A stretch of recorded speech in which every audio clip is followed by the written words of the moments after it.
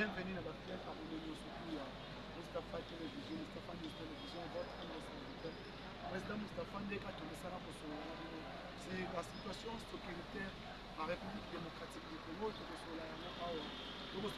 acquisition à Kinakati. Il est parmi ma pointe sur la ligne pendant 20 minutes, quelques minutes, la Kati à chaîne à Bissoya, Mustapha News Télévision. Abonnez-vous, partagez, likez l'émission. Abonnez-vous, partagez et likez l'émission Oyo Kesala Biso. Madame Bomingi partout, Bozali partout dans le monde. Vous messana pour s'abonner à la chaîne Biso. Vous continuez pour s'abonner, vous continuez pour liker, vous continuez pour partager l'émission Biso. Tu es sur la Nabino Oyo. Et la situation sécuritaire du pays. Donc, on est à Masolo Oyo et à niveau ya Conseil de sécurité uni. Bande konanga ba Congolais. Toyeba yango moment oyo nanga akomi kolela ye bobo nanga plaire seul akomi kolela azoyeba te e minute oyo bato oyo nyonso tu oyo nanga atielaki motema e baploke nyonso tu nanga atielaki motema na minute oyo ekomeni ya mibale bandeko na ngai tokosolola sur l'application ya résolution 2273 résolution 2273 ya conseil de sécurité à Oyo. Oyo ti lelo eza appliqué te. Nini esala ete résolution wana ezala appliqué te. Tokobeta masolo na yango awa na kati ya chaîne na biso ya Mustapha News Télévision. Ya mibale tokobeta masolo si na Kamanyola. Boyebi ete FARDC non armé oyo uti ko récupérer Kamanyola. Kamanyola touti ko récupérer yango. Kamanyola eza moko oyo eza na ba territoire ya Sud Kivu. L'armée congolaise hier ont tenté de récupérer Kamanyola. Tokobeta masolo awa. Bandeko na ngai to abonner, au partager, au liker émission na biso. Lelo oyo bokoyeba sur na ba point on a lobeli to meka kosolola yango pendant quelques minutes na bino on bopesaka mwana mboka président Mustapha confiance ya kolanda émission na biso.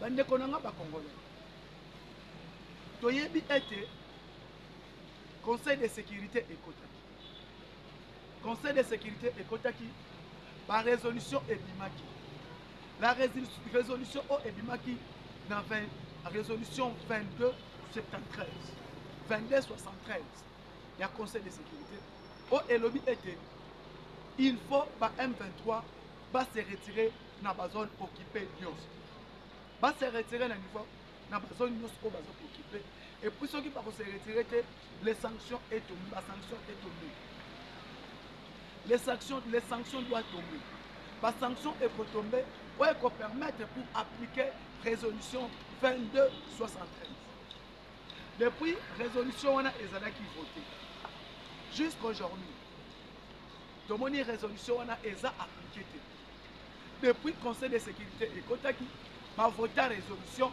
depuis mois de février on attendait l'application de la résolution 2273 et résolution on a 2273 il n'a jamais été appliqué jusqu'à l'élo totikala komona te place ba appliquer la résolution et nani oyo ni ezosala ete résolution wana ezala appliqué te nini ezala ete résolution wana ezala appliqué te ngai na yo peuple congolais nde tokosala ete résolution 2273 ezala appliqué na conseil de sécurité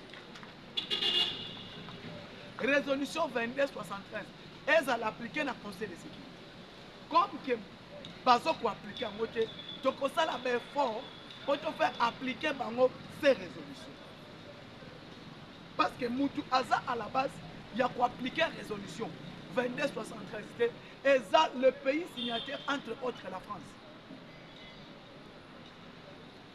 est un moko ya ba pays oyo toyebi ete batelemelaki sanction à Rwanda oyo batelemela ete Rwanda azala sanctionné parmi les États qui fait que les Rwandais ne soient pas sanctionnés c'est la France azoboya sanction ya Rwanda et lelo bandeko na ngai ba Congolais ngai na yo tokosala ete totia pression et pression ne kosalema wapi sur la France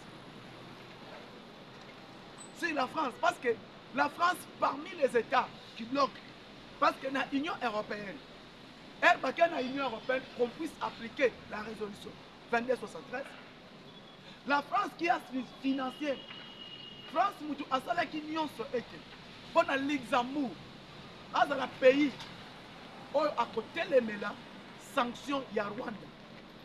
Et les lois, Congolais, parmi les pays où Essali était Luxembourg, Aboya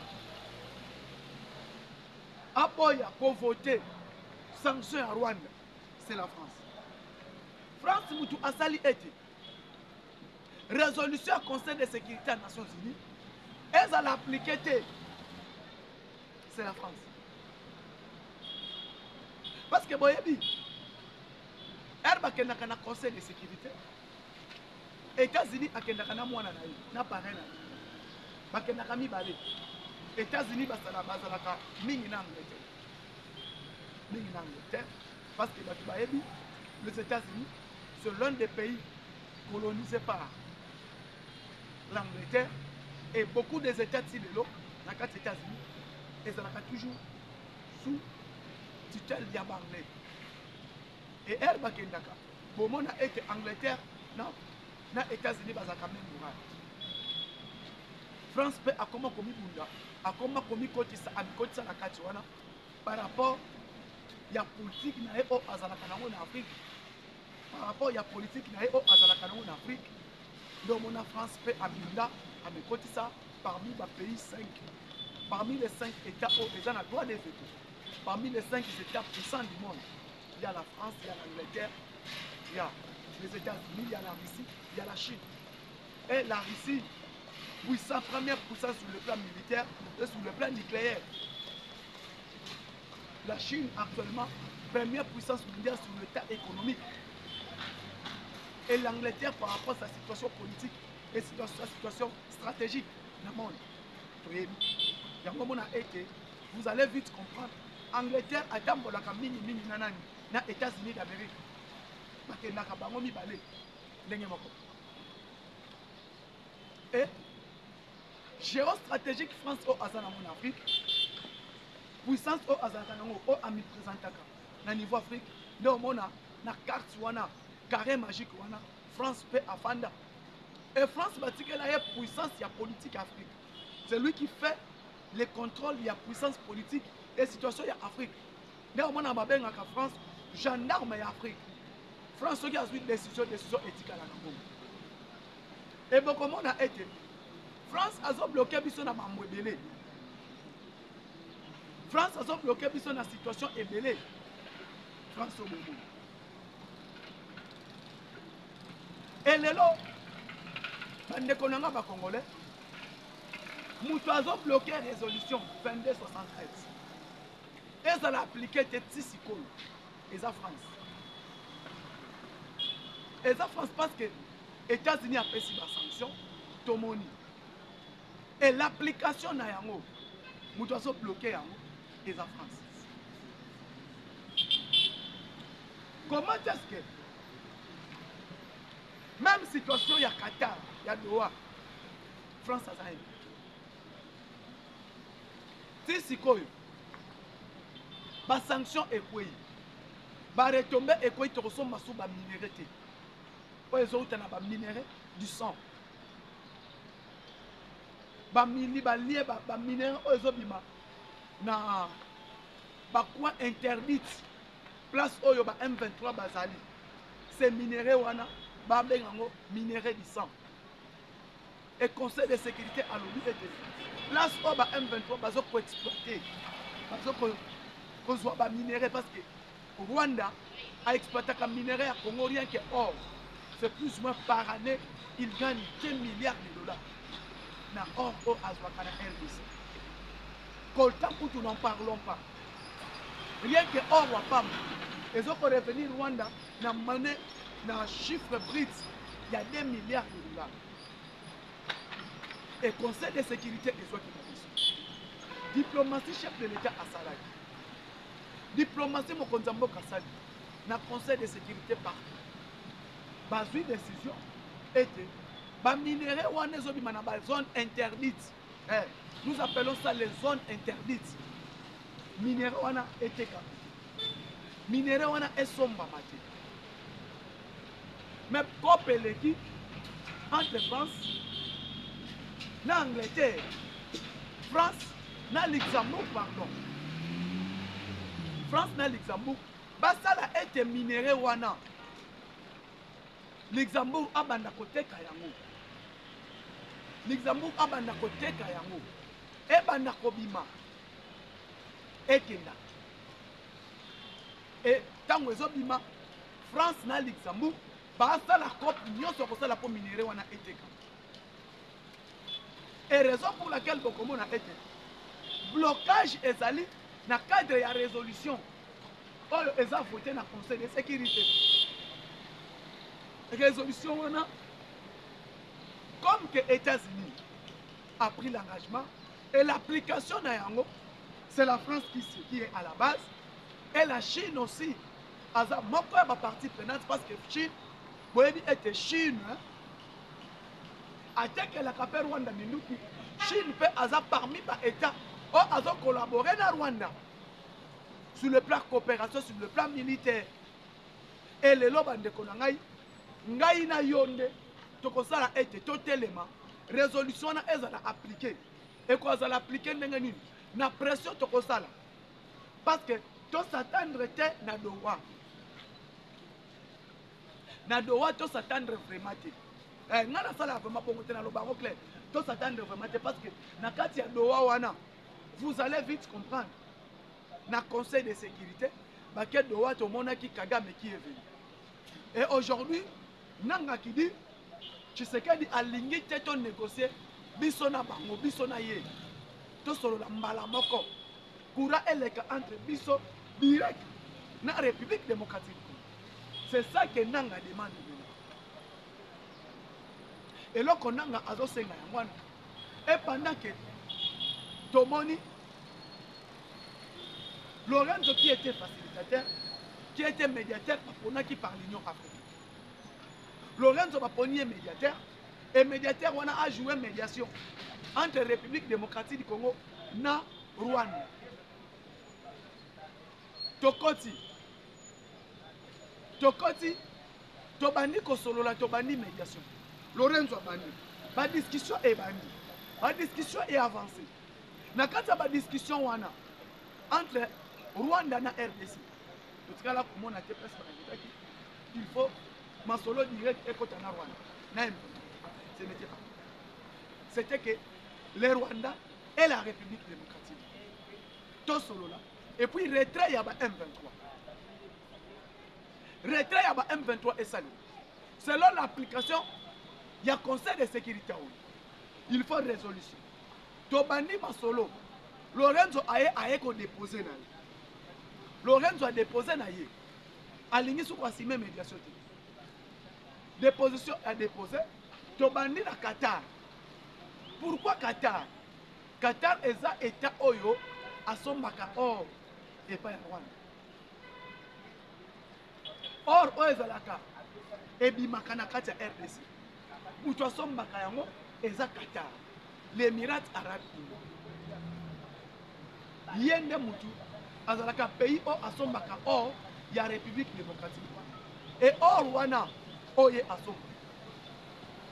Oyo Rwanda abimisaka na kati ya RDC na makila.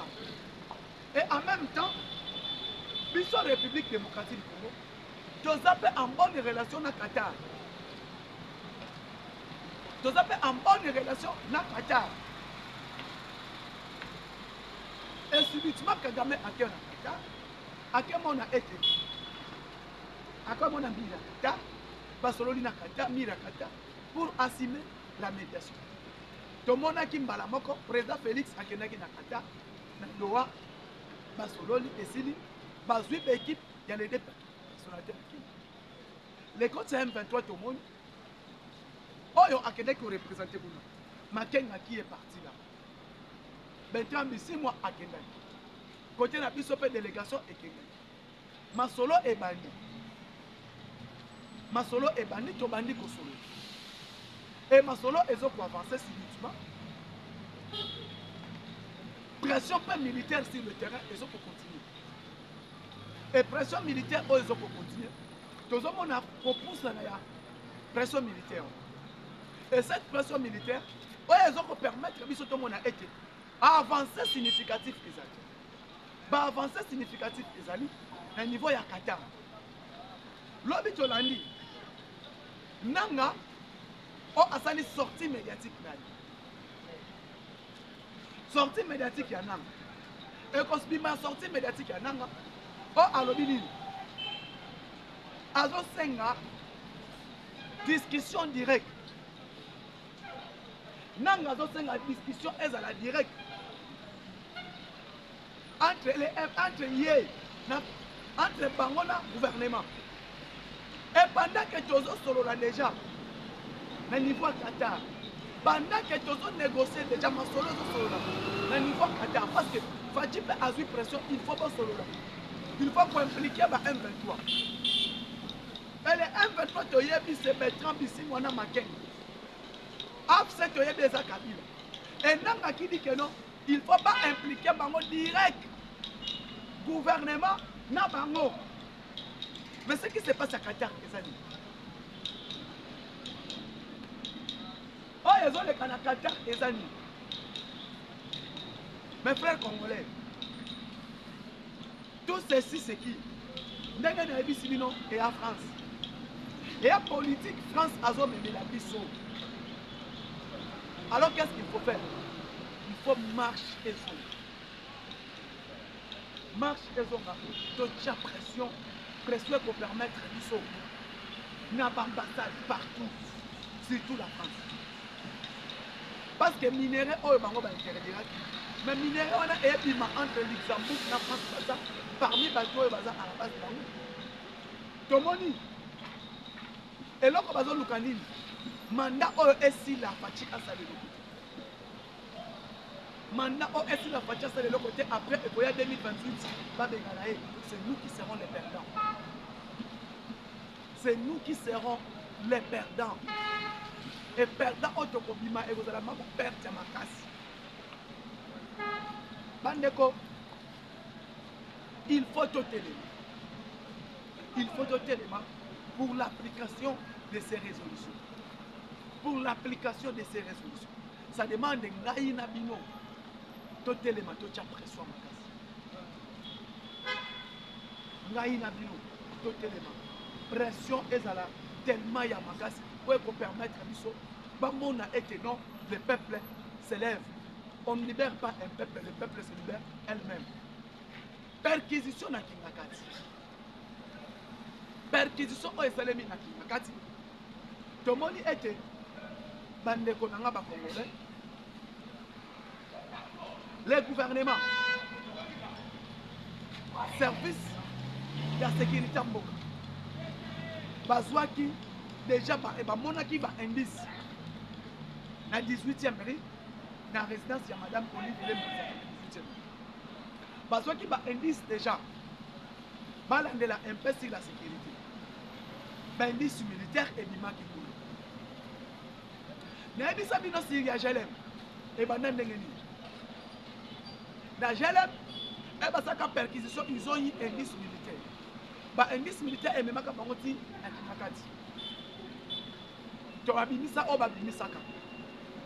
après yango bango pe bakotisaka biloko mosusu kokotisa bakotisa biloko mosusu banda bakotisa ti lelo tomoni pression ya gouvernement te oyo ekopermettre biso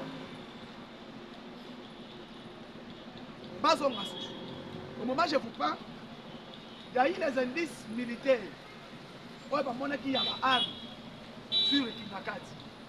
Et ces indices là et permettait qu'il gouvernement balandeli na ndako ya maman Olive Lembe na résidence ya 18e réveil bakei toyebi o babimisaki kuna oyo ezalaki na résidence wana o ebimaki et permettre ba service de sécurité bakembe ba perquisitionner Kingakati parce que la perquisition na Kingakati perquisition ya Kingakati oyo permettre bango balandela ba fouiller. Mais moi je vous parle fouiller à Kingakati, ça peut prendre 2 ans. Ça peut prendre 2 ans ou 3 ans. pour fouiller ou pour perquisitionner Kingakati, babimisa biloko tout wana. On va découvrir kuna. Ça peut prendre 2 ans, ça peut prendre 3 ans, ça peut prendre 4 ans. Et là on a retourné. Est-ce que Kingakati Joseph Kabila a son bagage? Est-ce que c'est vraiment Kingakati Kabila a son bagage? Ce qui a son bagage, Kozoni Sambon Kozwa Kingakati, Kopesa Yamo, le service national. Le général Kassoko Kabui, Basala Opo Basala Nakati Wana. Bachani Nabasanga, Bachani. Parce que Moutumoko à cause de la Naba, 1000 hectares au Asana Moto. Parce que ça va bien fouiller, kaka fouiller. Parce que Nakati on a pas compter bunker et ça Nakati. Ana ba bunker, point yo sezali, il faut pas landela. Fouille wana, babimisa o sengeli babimisa. Pour qu'on permettre biso babimisa oyo yo ba découvrir Nakati Nakati. Parce que l'eau permettre service à sécurité. Parce que la perquisition à Kingakati, pour l'andelango, et ça biloko bamoni na 18e mairie. Na 18e mairie, et pas ya maman Olivier. Dès que l'eau permettre, parce que la perquisition, Nakati ya Kingakati.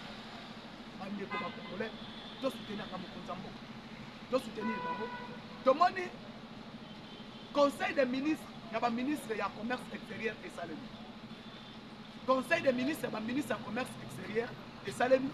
Otomoni était né, qu'on a vu son papa Julien Paloukou. Il était là. Julien Paloukou, Oyo, Aza numéro 1, ministre du commerce extérieur, il y a RDC. Basangani, le ministre du commerce extérieur, Nyonso. Namboka Nabiso. Le ministre du commerce extérieur, Nyonso. Oyo, Basangani, Nakati, il y a RDC. Et ce ministre, il y a commerce extérieur, Basangani, on a colandé sur commerce. Il y a RDC, et sur commerce, Nakati, il y a République démocratique du Congo. Moi, Namboka, notre papa, Julien Palou, notre patron, il y a commerce extérieur, il y a République démocratique du Congo.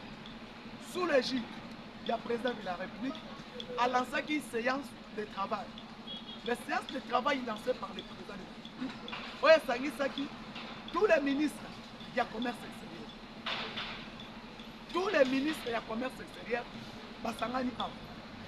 Pour parler un peu, les commerces, il y a République démocratique. Pour parler un peu, les zones économiques, il y a République démocratique. Pour parler un peu, il y a commerce, il y a Afrique. Le président a lancé en présence, il y a un ministre du commerce extérieur. Et le Lobandeko, ministère du commerce extérieur, il y a Congo, et ça est inexistant depuis quand. Et ça est inexistant depuis quand. Et quoi y a nango, on a bengaka exista kali susute. Ministre du commerce extérieur, exista kalango li susute. Pourquoi exista ka susute? Parce que les bandits qui existaient les susute, parce que bah oh bah les gars qui ils n'ont rien fait. Mais aujourd'hui, dans une ministre du commerce extérieur, Oyoyo, Azad déterminé, il y a comme ça la moussala na vision mon compte. Depuis arrivé na yé, le monde les produits à Congo et comme il depuis arrivé à moi na mboka Julien Paloukou, le monde était bisona Chine, commerce et zone intact. Bisona Chine, nos produits ya Congo et zote comme na Chine. Nos produits ya Congo et comme côté na beta mususu. Grâce à la diplomatie ya commerce, il y a Julien Paloukou Kaonga. Julien Paloukou Kaonga, au hasard président, il y a parti direct. Bloc uni pour la renaissance du Congo. Et grâce à lui, depuis à côté, il y a pour redorer l'image du ministère du commerce extérieur. Tout le monde, c'est la toute première fois. On parle des zones économiques à RDC. Grâce à Julien Paloukou. Grâce à Julien Paloukou, tout le monde, relations diplomatiques et zones sur les plans de commerce. N'a pas été moussous. Il est pile dans le société comme ma produit d'habitude comme au Kenya, grâce il y a multiplication, il y a moussala ya papa Nabiso, ya ministre de commerce extérieur, Paluku Azokosala. Et moi, dans mobile, il y a Gilet Paluku, on a papa, on a Zobenga son excellence Gilet Paluku, celui qui est déterminé aujourd'hui de redorer l'image de notre pays.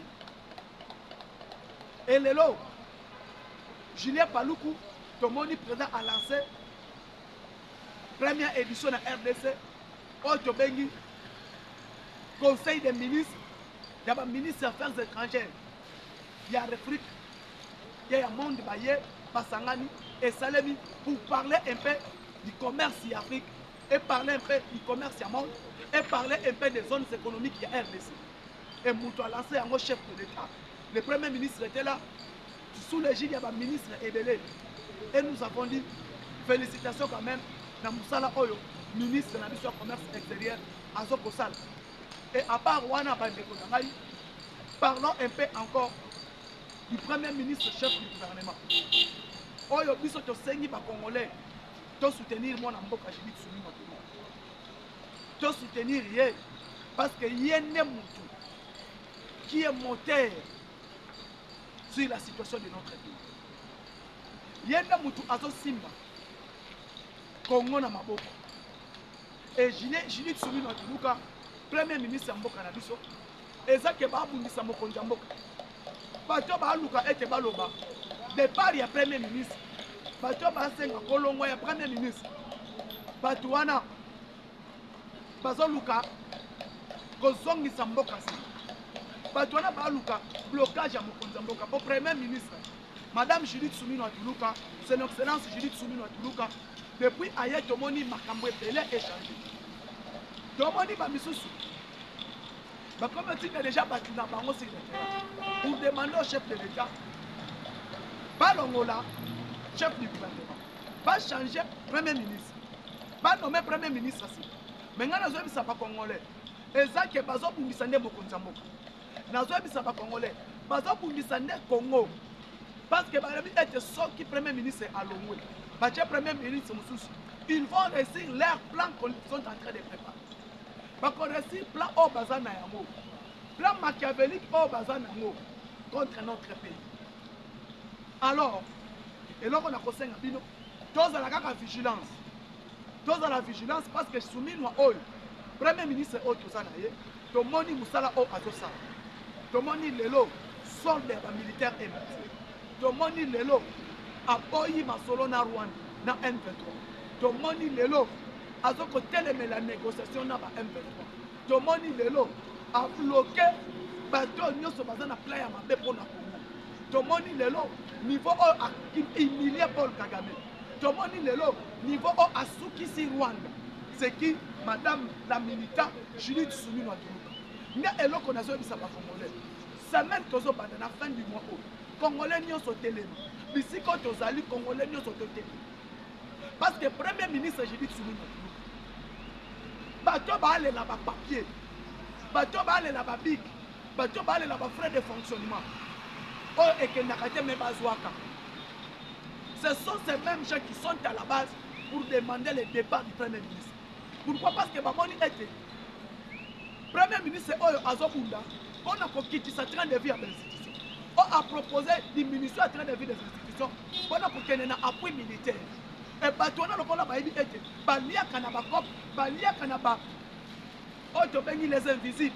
Oyo Eza bloqué, ne Omoni Obaluka va bloquer, ne Omoni Bakopi Kokende, Kosa la COP, on a Baluka était Premier ministre à l'eau. Maintenant, nous avons dit ça va Congolais, quand les matos soutenir moi la Première ministre, notre militant, Judith Suminwa Tuluka, chef du gouvernement pour dire non, pour barrer la route. La bataille se base dans l'intention contre le Premier ministre, contre Madame Judith Suminwa Tuluka. Il y a aussi là-bas frais de fonctionnement, pendant que les frais de fonctionnement est dit. Mais il y a aussi pas matissement de vie à l'institution. Pas matissement, pourquoi possibilité, non le Premier ministre a matissé bon on sort de la militaire, possibilité, non le Premier ministre a relevé le budget de la militaire, de l'humanité, de côté à la éveiller. Le gouverneur de la ville de Kinshasa, Daniel Bumba Lubai, Oyo Tobenga, l'un des poumons, Oyo Totikala, comme on a gouverné, Oyo a lancé un chantier à mon côté de la ville de Kinshasa. Les gens disent, tout le monde a moussala pour moi, salade. Donc, on est après 6 mois. Dès que toutes ces routes, on va s'aller aux inaugurées. Dès que toutes les routes, on va s'aller aux cibles. Donc, on a avenir révolution au Abandi. Avenir révolution à Bandiamo. Avenir de l'école à Bandiamo. Plateau à Zosaléamo. Bokassa à Zosaléamo. Kabinda à Zosaléamo. Kabamban à Zosaléamo. Willery à Zosaléamo. Abandi Banzela wana nyoso. Et Banzela o Abandi. Attendant. Banzela est ici là. Et vous allez comprendre que Boumba travaille. Avec l'appui du gouvernement central, Oyo Azo pour appuyer, n'a appui pas. Oyo Moko a déterminé en tant que gouvernement provincial. Donc, continuer qu'on paye par soutien. Ainsi, les Banzela Oyo. Ainsi, Abandi, Banzela est ici là. A lancé Banzela Moussous. Donc, c'est un appel à ministre des ITP. Yebe Abunda. Na Banzela Moussous. Basalayango. Parce que le gouverneur de la ville de Kinshasa, tout le monde était le lot sécurité, le plan sécuritaire. Quand même, Azobunda, on a possible ça sur le plan sécuritaire. Sur le plan des routes, tout le monde peut lancer un chantier et délai. Dans la ville province de Kinshasa. Sur le plan, le problème a coûté énorme. Dans la ville de Kinshasa. Donc, il y a un problème, Banyongo ezalaki tellement. Banyongo ezalaki tellement élevé. Bino boyebi déjà, Nyongo o ba bengi ya 122 millions. O ba zwa ki pona ba tonga marché. Mais biso to yebi yango te, to bi ete marché on a ezalaki financé par le gouvernement provincial. Donc il y a eu crédit ba zwaki. Et cet argent, il faut la rembourser. Sont parmi l'autre oyo et bloqué le gouverneur de la ville de Kinshasa, Daniel Boumba Loubaki, tout le monde a mis ça là, et mon analyse est ça les matés. Mais tout le monde, détermination au Azanamo, engagement au Azanamo, tout le monde qui Kinshasa va chanter les autres. Azoko désenclavé commis, il y a Makala, tout le monde. Et le col à tout le monde était détermination, il faut soutenir pour permettre à Moka et avancer. Dénoncer ce communiqué, érosion oyo, inondation oyo, yango te ko telemela to lo mabe contre notre gouverneur. L'inondation est une catastrophe naturelle. To telema, bisonyo so sima ya mokonzi mboka, bisonyo surtout derrière le chef de l'État, derrière notre chef du gouvernement, na kombo ya madame la ministre Agilité, soumis à Toulouka Tokutani Mokulalo. Ciao, à la prochaine.